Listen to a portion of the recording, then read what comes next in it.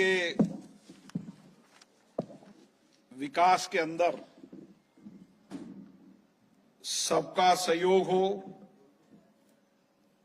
सबके सुझाव हो, सबके विचार हो और सबके दृष्टिकोण हो। लोकतंत्र भारत में इसलिए सशक्त हुआ, मजबूत हुआ कि समाज के अंतिम व्यक्ति की आवाज भी जनप्रतिनिधियों के माध्यम से पंचायत में, नगरपालिका में, जिला परिषद में, विधानसभा में और लोकसभा में पहुंचती है। और इसीलिए भारत के लोकतंत्र के अंदर सभी के विचार, सबके दृष्टिकोण, सबके सकारात्मक सुझाव, आलोचना हो जा आलोचना भी, नीतिगत विरोध भी, ये सब लोकतंत्र की ताकत है। और मेरा मानना है देश का लोकतंत्र जब भी मजबूत होगा जब सबके विचार मत आएंगे। और इसीलिए बूंदी के विकास में भी समाज के सभी लोगों के विचार आए। जो गरीब फुटपाथ पर बैठा है उसके विचार भी आना चाहिए, जो बड़े शोरूम में बैठा उसके विचार भी आना चाहिए, महिलाओं के विचार भी आना चाहिए, युवाओं के, किसान के, मजदूर के, सभी लोगों के विचार मत आने चाहिए। और इसीलिए मैं लोकसभा का अध्यक्ष हूं, इसलिए मेरे को सबके विचार, दृष्टिकोण, मत, नीतिगत विरोध ये सब सुनने की परंपरा मेरे मन में रहती है। और इसलिए मैंने कहा कि बूंदी का एक ब्लूप्रिंट बनाया है। ये प्रारंभिक ब्लूप्रिंट है और निश्चित रूप से कुछ बातचीत में कुछ सुझाव और अच्छे आए। छोटा व्यक्ति भी सुझाव देता है। एक मुझे रंजीत निवास से निकला तो एक व्यक्ति ने कहा कि इस टावर को अगर हम कलरफुल कर दे तो पूरी बूंदी में नजर आए। तो सही था कि इस टावर को अगर तिरंगे में कर दें लाइटिंग से तो रात को, ऐसे मैं एक उदाहरण दे रहा हूं कि चलता व्यक्ति भी सुझाव देता है। और इसीलिए आज सबके सुझाव आने चाहिए, सबके मत आने चाहिए। आपको इसलिए परिपत्र भी है, बोलना तो सबका संभव नहीं होता है क्योंकि लोकसभा में 543 है, कुछ ही लोगों के मत विचार आते हैं। लेकिन लिखित में आप सबके सुझाव लिखित में दें। जिला कलेक्टर इनका सबका संकलन कर आपको बुलाकर बातचीत भी करेंगे और किस तरीके से हम बूंदी का विकास कर सकें। क्योंकि बूंदी का एक इतिहास है, इसकी एक विरासत है, देश में नहीं दुनिया के अंदर है। इसलिए जिसका इतिहास, विरासत समृद्ध होता है वह हमेशा शहर समृद्ध होता है विरासत से, और विरासत के साथ आधुनिकता की आवश्यकता भी है। आज भी देश और दुनिया का टूरिस्ट बूंदी में आता है। ये हमारी विरासत है, इसलिए देखने आता है। गढ़ देखने आता है, किले देखने आता है, बावड़ी देखने आता है। ठहरने की इतनी सुविधा नहीं है तो भी बूंदी में आता है, कोटा में नहीं आता। और इसीलिए हमें लगता है कि बूंदी का विकास और होना चाहिए और बूंदी का विकास प्लान में हो। और इसीलिए कुछ विचार, कुछ सुझाव आपको भी फिल्म में दिखाएंगे। उसके बाद बहुत सारी चीजें इसमें आपके मत विचारों से आएगी। लेकिन मेरा मानना है कि हमने बूंदी के विकास का शहर से लेकर गांव तक का प्लान किया है।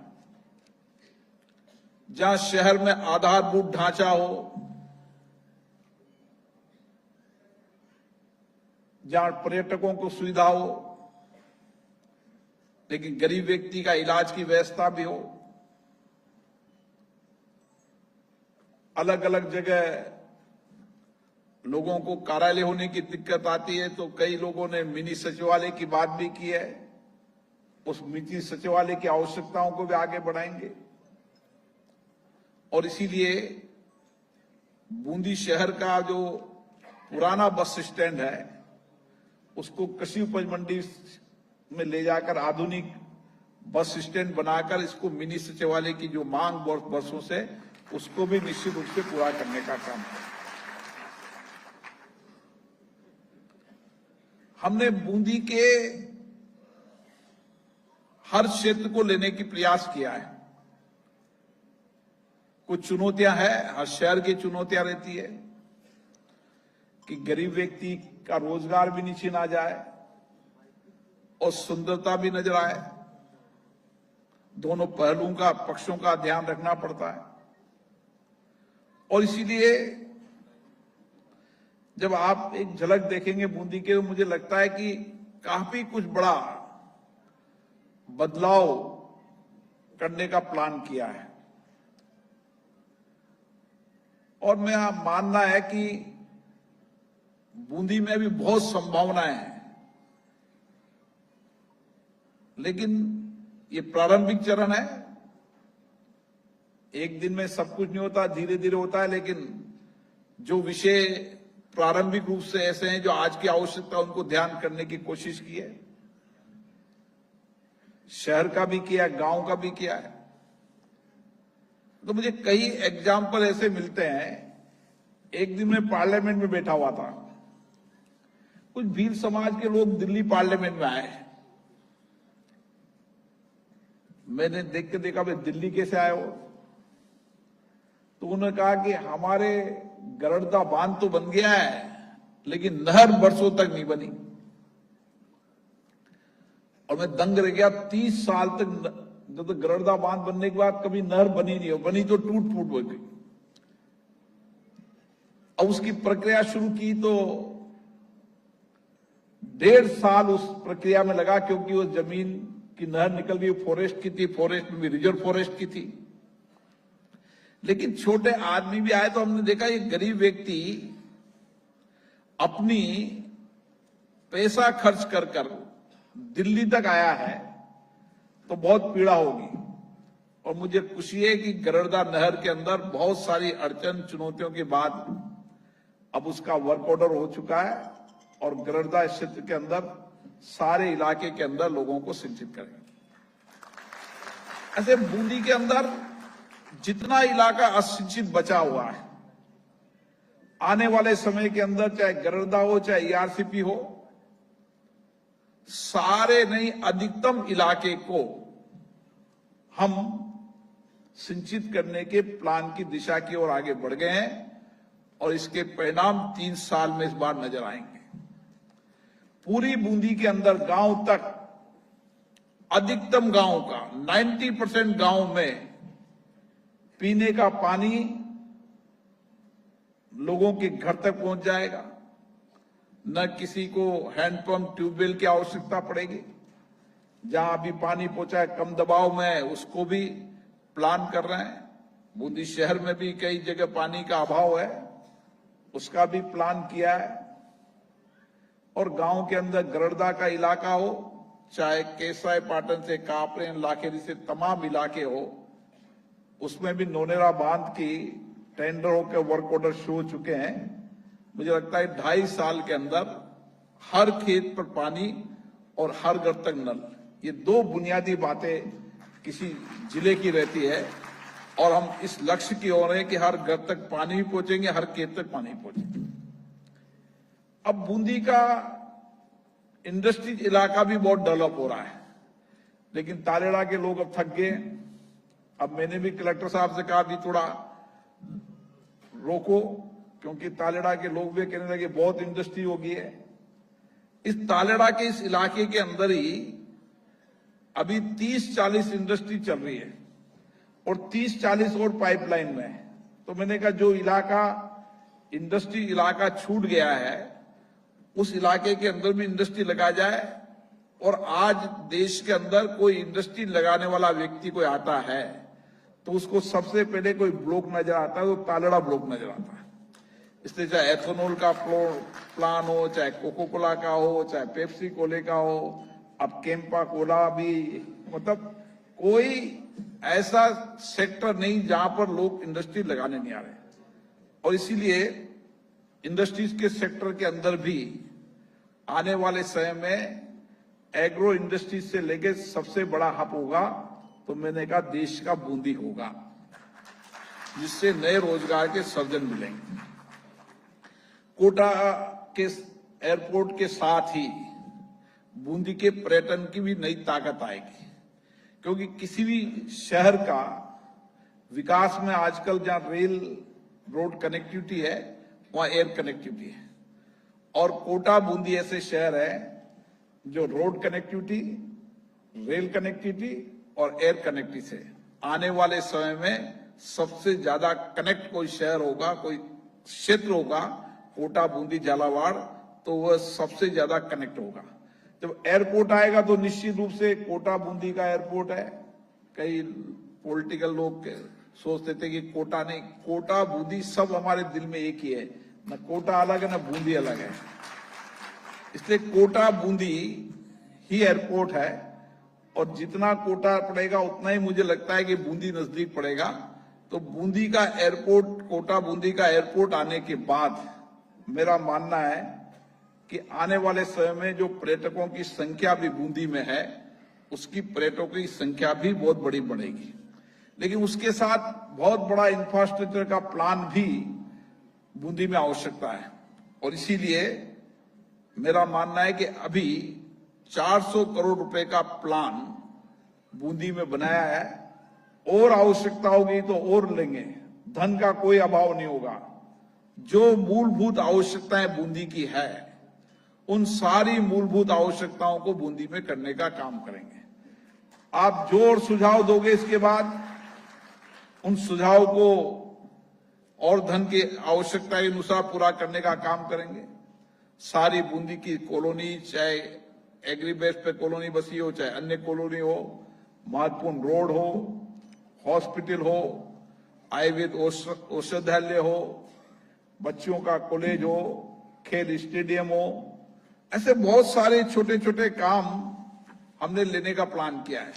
मेरा दावा है कि कोटा में भी फुटबॉल का एस्ट्रो टर्फ नहीं है, वो बूंदी में बनेगा। और बूंदी का स्टेडियम कोटा से भी 32 स्टेडियम बनेगा। बूंदी का खेल स्टेडियम के साथ उसकी जितनी भी देश और दुनिया के बड़े खेल हैं, उन सारे खेलों को हम डेवलप करेंगे। और मुझे खुशी है कि बूंदी के इस स्टेडियम के एस्ट्रो टर्फ बनने के बाद कई दूर दराज के गांव के बच्चे यहां आकर प्रैक्टिस करते हैं, तैयारी करते हैं। जब उनका हॉस्टल बन जाएगा तो उनको और सुविधा बेहतर तरीके से हो जाएगी। इसीलिए आज मैं ज्यादा बात नहीं करूंगा, क्योंकि पहले आप झलक देखो, फिर उसके बाद मोटा मोटा सारी चीजें लिए कोशिश किए। बूंदी में हमारे रामेश्वर मीणा जिलाध्यक्ष जी ने कहा कि फ्लाईओवर बनना चाहिए। अब बूंदी में फ्लाईओवर कहां बनेगा? नेनवा रोड पे फ्लाईओवर बनाओ। तो नेनवा रोड पे फ्लाईओवर को बूंदी में पहला फ्लाईओवर बनेगा 90 करोड़ की लागत से। सारे रोड, गेट, अंदर की बूंदी की विरासत, उसकी अंडरग्राउंड केबल, जितने भी पुराने हेरिटेज स्थान हैं, जितने भी दरवाजे हैं, जितने लेखा यहाँ की समृद्ध है, तमाम चीजों को लेने की कोशिश किए।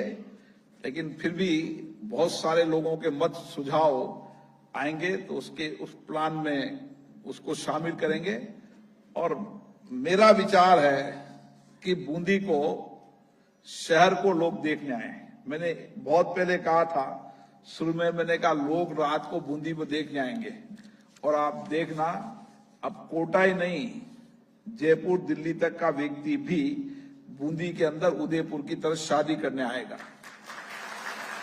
मैंने जिला कलेक्टर से कहा है कि यहाँ का अभयारण्य बहुत समृद्ध है, क्योंकि यहाँ का जंगल बहुत समृद्ध है और देश में पहली बार एयरलिफ्ट करके यहाँ पर टाइगर लाए और टाइगर यहाँ पर आने की संभावना है, क्योंकि जंगल की टोपोलॉजी ऐसी है कि यहाँ पर बहुत सारे जंगली जानवर, ऑटोमेशन रहने का स्वभाव है, इससे जंगल भी जरूरी। तो आने वाले समय में जब कोटा का एयरपोर्ट बन जाएगा तो लोग सवाई माधोपुर की जगह बूंदी के इस अभयारण्य में आएंगे, मेरा ऐसा विश्वास है।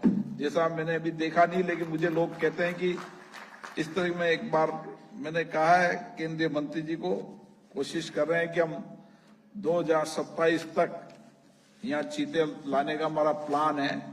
वो चीते का लाने का प्लान भी यहाँ की व्यवस्था से सफल होगा। और हमने छोटे छोटे बहुत सारी चीजें हैं जो इस स्लाइड में कुछ नजर आएगी, कुछ नजर नहीं आएगी, लेकिन हमने सब चीजें कवर करने की कोशिश की है। बूंदी का इतिहास, विरासत, मुझे कुछ लोगों के ज्ञापन मिले थे। मेरा भी मानना है कि यहाँ एक बेहतर म्यूजियम बनना चाहिए और उस म्यूजियम को बनाएंगे। मानदाता बालाजी का विकास हो, अन्य धार्मिक स्थल हो, चाहे केसराय पाटन भगवान का मंदिर भी 60 करोड़ की लागत से उसका विकास का काम भी चल रहा है। इंद्रगढ़ माताजी में रोपवे का काम चल रहा है। धार्मिक टूरिज्म की दृष्टि से भी बूंदी जिले का बड़ा महत्व है, उस दृष्टि से भी काम किया है। ऐसे बहुत सारे क्षेत्र हैं जिनको पहले आप देखेंगे, उसके बाद फिर आपसे चर्चा करेंगे और निश्चित रूप से हम सबको मिलकर करना है। राजनीति विचारधारा सब अलग अलग हो सकती है, लेकिन विकास में हम सबको साथ लेकर चलेंगे, सबके विचार जानेंगे, सबके मत जानेंगे, सबकी दृष्टि जानेंगे, क्योंकि विकास में आलोचना करने वालों का मत भी होना चाहिए। नीतिगत रूप से वे आलोचना करने, उसमें भी अच्छे सुझाव आते हैं। कई बार हम एक दृष्टिकोण, एक दिशा से सोचते हैं, जब सबके मत आते हैं, दृष्टिकोण आते हैं, तो उन सुझावों से बेहतर। लेकिन मेरा मत है कि बूंदी को एक अपने आप में अद्भुत शहर बनना है। यहाँ की विरासत, यहाँ के इतिहास, यहाँ के किले बावड़ियों को संरक्षण करते हुए हम किस तरीके से बूंदी को विरासत के साथ, आधुनिकता के साथ, यहाँ के इतिहास, यहाँ की विरासत की कहानियां देश दुनिया के अंदर गूंजे और लोग यहाँ के इतिहास विरासत को देखने आए, इसके लिए भी जो आपके सुझाव होंगे उस सुझाव पर काम करेंगे। लेकिन बूंदी का शहर हो चाहे गांव हो, मेरा मानना है कि 2 साल में अंदर कई प्रॉब्लम, समस्याएं रहती है। कई जगह रोड नहीं बन पा रही है, दिक्कत है। रोड में डामर की भी परेशानी है कि डामर की रेट बढ़ गई है। ऐसी कई सारी चुनौतियां समय समय पर आती रहती है, लेकिन आप निश्चित रहें, हमारा मानना है कि रोड कनेक्टिविटी में, पीने के पानी में, बिजली में, नहरी तंत्र को सुदृढ़ करने में और एग्री बेस्ड इंडस्ट्रीज करने में। और मेरा मानना है आने वाले समय में अगर यहाँ के किसानों ने सबके मिलकर अगर किया तो इस इलाके को हम एग्रो इंडस्ट्रीज का और सब्जी का सबसे बड़ा बनाएंगे। इसलिए मदर डेयरी वालों से भी हमारी बात हुई है। मदर डेयरी वाले भी यहाँ प्लांट डालेंगे और जितनी इलाके की सब्जियां हैं, मटर वगैरह के अलावा, उन सारी सब्जियों को वो खरीदेंगे, क्योंकि ये दिल्ली बॉम्बे कॉरिडोर होने के कारण कनेक्टिविटी का बहुत बड़ा लाभ यहाँ पर है। इससे किसान की समृद्धि कुछ है, क्योंकि बूंदी एग्रीकल्चर बेस्ड है। कुछ इलाका सैंडस्टोन का है, उसके लिए स्टोन पार्क बना रहे हैं। आने वाले समय में स्टोन पार्क के साथ वहां पर और स्टोन को कैसे हम बेहतर कर सकते हैं, उसके कई सारी समस्याएं, चुनौतियां हैं। कहीं रोड कनेक्टिविटी के, लेकिन कुछ रोड बने, कुछ रोड पाइपलाइन में, आने वाले समय रोड कनेक्टिविटी के हिसाब से और माइंस इलाके के अंदर अच्छा उत्पादन हो सके। स्टोन पार्क के रूप में स्टोन पार्क के वैल्यू एडिशन कैसे हो सकता है, उसके लिए भी कई देशों से बात हुई है। कई देशों के लोग यहाँ पर आएंगे, एक्सपोर्टर आएंगे, ताकि हम एक स्टोन पार्क बनाने के साथ स्टोन प्रदर्शनी बनाएंगे। तो इस पत्थर का क्या क्या उपयोग हो सकता है, ताकि सैंड स्टोन के साथ हमारा चावल इंडस्ट्रीज के साथ एग्रोबेस इंडस्ट्रीज, इन सब का प्लान किया है। फिर आप सुझाव देंगे, उसके आधार पर योजना बनाएंगे। आप सबका बहुत बहुत धन्यवाद, आप यहाँ पर आए। लेकिन आपके मन में जो भी हो वह आपको परिपत्र दे रहे हैं, उस परिपत्र में आप सुझाव दें। हमारी कोशिश होगी आपकी भावनाओं का आदर करते हुए आप सब लोग यहाँ पर विकास के अंदर भागीदार बने। आप सबका बहुत बहुत धन्यवाद।